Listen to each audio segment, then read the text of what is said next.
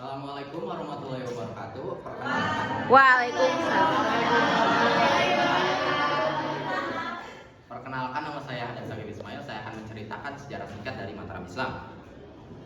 Mataram Islam adalah sebuah kerajaan Islam yang berdiri pada abad ke-16 di Pulau Jawa. Pada masa itu, Pulau Jawa memiliki beberapa kerajaan-kerajaan Indo-Buddha yang berkembang pesat seperti Demak dan Majapahit. Awal mula berdirinya kerajaan Mataram Islam ketika Ki Ageng Pamanahan dan Sutawijaya membantu Jaka Tingkir membunuh Arya Penangsang. Setelahnya, Jaka Tingkir membangun kerajaan Pajang dan menghadiahkan tanah kepada Ki Ageng Pamanahan dan Sutawijaya. Pada awal pemerintahan Ki Ageng Pamanahan, Mataram Islam hanyalah sebuah kadipaten di kerajaan Pajang. Namun setelah wafatnya, Sutawijaya melepaskan diri dari kerajaan Pajang dan mendirikan kerajaan Mataram Islam. Pada awal pemerintahan Sutawijaya, ia menobatkan dirinya sebagai sultan dengan gelar Panembahan Senopati.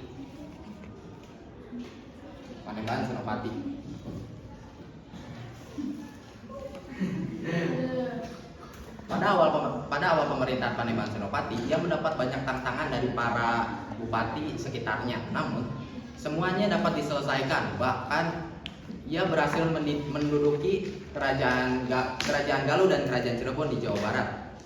Sampai luas kekuasaan Mataram Islam mencapai kerajaan Galuh di Jawa Barat dan kerajaan Pasuruan di Jawa Timur. Ia digantikan oleh anaknya, yaitu Anyakrawati atau Mas Jolang. Mas Jolang tidak setangguh ayahnya. Ia gagal memperluas kerajaan Mataram Islam sampai wafatnya di Krapyak. Karena meninggal di Krapyak, ia dikenal sebagai sebutan Pangeran Sodok Krapyak.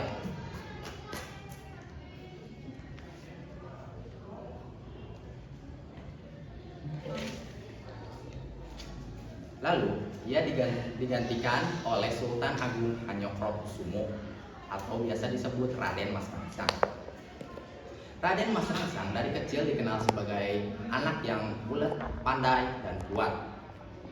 Ia juga memiliki cita-cita untuk menyatukan semua Jawa di bawah kekuasaan Mataram Islam. Sampai Sultan Agung berhasil membuat kerajaan Islam sampai ke puncak kejayaannya. Karena kekuatan itu,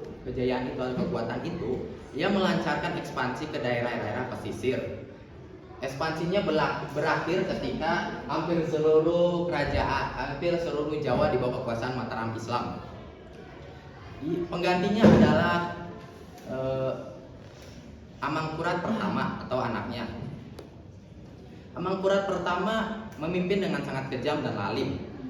Bahkan, ia memiliki hubungan tanda kutip mesra dengan Belanda hingga mengizinkan pembangunan benteng Belanda di Mataram. Sampai wafatnya di Tegalarung. Karena wafat di Tegalarung, ia disebut Sunan Tegalarung. Ia digantikan oleh Amangkurat kedua. Pada pemerintahan Amangkurat kedua, hampir seluruh kekuasaan Mataram Islam berada di bawah Belanda. Lalu selanjutnya ia digantikan oleh Amangkurat ketiga. Amangkurat ketiga berbeda dengan Amangkurat kedua dan yang lainnya. Ia menentang Belanda sehingga Belanda tidak menyukai Amangkurat ketiga. Karena tidak menyukai Amangkurat ketiga, Belanda menunjuk Pakubuwana pertama untuk menjadi Sultan Mataram. Disebabkan karena itu, Mataram Islam memiliki dua sultan, yaitu Amangkurat ketiga dan Pakubuwana pertama. Hal tersebut mengakibatkan perpecahan internal antara kedua pihak, sampai Amangkurat ketiga memberontak dan tertangkap di Batavia dan diasingkan ke Ceylon, Sri Lanka. Permasalahan politik ini baru dapat diselesaikan pada masa pemerintahan Pakubuwana ketiga, bertahun-tahun setelahnya.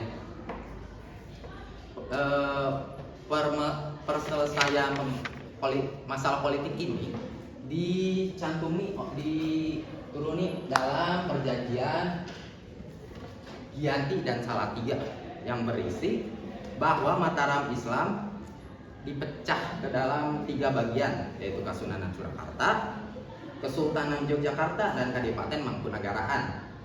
Dan oleh sebab itu berakhirlah masa kerajaan Mataram Islam. Saya dan terima kasih. Wassalamualaikum warahmatullahi wabarakatuh.